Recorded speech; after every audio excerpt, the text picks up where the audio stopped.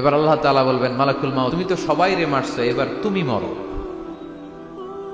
এবার তুমি মরো, তুমি মরো। শোনার সাথে সাথে মালাকুল মাউতের কাঁপুনি ছুটে যাবে, খিঁচুনি এসে যাবে ভয়ে। আল্লাহ বলবেন, কাঁপুনি দিয়ে তো লাভ নাই, কারণ কুল্লু নাফসিন যায়িকাতুল। রব্বুল আলামিন বলবেন, মালাকুল মাউত কেঁদো না, এটাই দুনিয়ার বিধান, আমি আল্লাহর দেয়া বিধান, এটাই জন্মালেই মরতে হয়। যাও, জান্নাত জাহান্নামের মাঝখানে একটা জায়গা আছে, জায়গাটার নাম হলো আরাফ। এই আরাফের মধ্যেখানে যে দাঁড়াও, ওখানে যে মালাকুল মাউত কাঁপতে থাকবে। মালাকুল মাউত বলবে, আল্লাহ সৃষ্টির শুরুতে যদি জানতাম, সৃষ্টির শুরুতে যদি জানতাম সবাইকে মৃত্যুদান করার পরে, রূহ কবজ করার পরে আমাকেও মরতে হবে, তাহলে এই কঠিন দায়িত্বের ব্যাপারে আপনার কাছে ক্ষমা চাইতাম। আজকে আমারও যে ভাগ্য বরণ করে নিতে হবে সৃষ্টির শুরুতে, আমি এটা কল্পনাই করতে পারি নাই।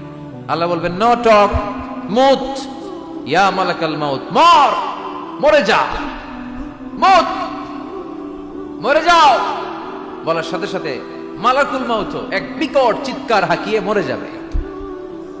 মালাকুল মাউতের চিৎকারটা সেদিন এত ভয়ঙ্কর হবে, বিষ্ণু ঈসা ইসলাম বলেন, ওই চিৎকারের আওয়াজ যদি পৃথিবীর মানুষেরা কান দিয়ে শুনতে পেত, তাহলে কিয়ামত সংগঠিত হওয়ার জন্য আলাদা করে ইসরাফিলের সিঙ্গার প্রয়োজন হতো না।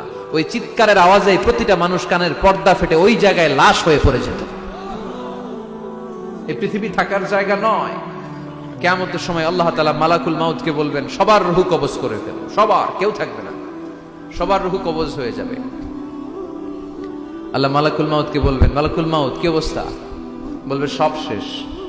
মাইয়াবকা, কে বাকি? মালাকুল মাউত বলবে, জিনেরা বাকি, যাদেরকে দেখা যায় না। আল্লাহ বলবেন, জিনদেরকেও শেষ করে ফেলো, রূহ কবজ করো। মালাকুল মাউত আজরাইল জিনদের রূহ কবজ করবে। আল্লাহ এবার জিজ্ঞেস করবে, ইয়া মালাকাল মাউত আখবিরনি মাইয়াবকা, এবার বলো আর কে বাকি? মালাকুল মাউত বলবে, আল্লাহ মানুষগুলো সব শেষ, জিনগুলাও শেষ, এবার বাকি ইবলিস শয়তান, ইবলিসরেও শেষ করো, ইবলিসও শেষ। আল্লাহ আবার জিজ্ঞেস করবেন, ইয়া মালাকাল মাউতি মাইয়াবকা, আর কে বেঁচে আছে বলো? মালাকুল মাউত বলবে, আল্লাহ আপনার কথা অনুযায়ী পৃথিবীর সব মানুষের রূহ কবজ করলাম, সব জিনদের রূহ কবজ করলাম, ইবলিসের রূহ কবজ করলাম, এখন আছে শুধু ফেরেশতারা। আছে কারা? যাও ফেরেশতাদের রূহ কবজ করো, ফেরেশতাদের রূহ কবজ হয়ে যাবে। এবার আল্লাহ জিজ্ঞেস করবেন, ইয়া মালাকাল মাউত আখবিরনি মাইয়াবকা। মালাকুল মাউত বলবে, আল্লাহ আপনার কথা মতো ধরে ধরে সব শেষ, ফেরেশতাও শেষ, 4 জন ছাড়া। কয়জন ছাড়া?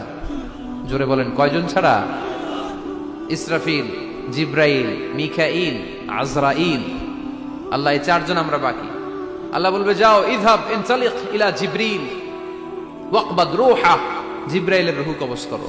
ইযহাব ইলা ইসরাফিল ওয়াকবাদ রূহা, ইসরাফিলের রূহ কবজ করো। ইযহাব ইলা মিকাইল ওয়াকবাদ রূহা, রূহ কবজ করো। ওই 3 ফেরেশতাও শেষ। এবার আল্লাহ তাআলা জিজ্ঞেস করবেন, ইয়া মালাকাল মাউত আখবিরনি মাইয়াবকা, হে মালাকুল মাউত আর কে বাকি আছে বলো? মালাকুল মাউত বলবে, আল্লাহ আপনার কথা মতো মানুষগুলো শেষ, জিনগুলো শেষ, ইবলিস শেষ, আমার বাকি 3 ভাই ইসরাফিল, মিকাইল, জিব্রাইলও শেষ, শুধু আমি, শুধু আমি। আল্লাহ বলবেন, কেউ নাই? মালাকুল মাউত বলবে, না আল্লাহ কেউ নাই। এবার আল্লাহ তাআলা বলবেন, মালাকুল মাউত তুমি তো সবাই রে মারছো, এবার তুমি মরো, এবার তুমি মরো, তুমি মরো। শোনার সাথে সাথে মালাকুল মাউতের কাঁপুনি ছুটে যাবে, খিঁচুনি এসে যাবে ভয়ে।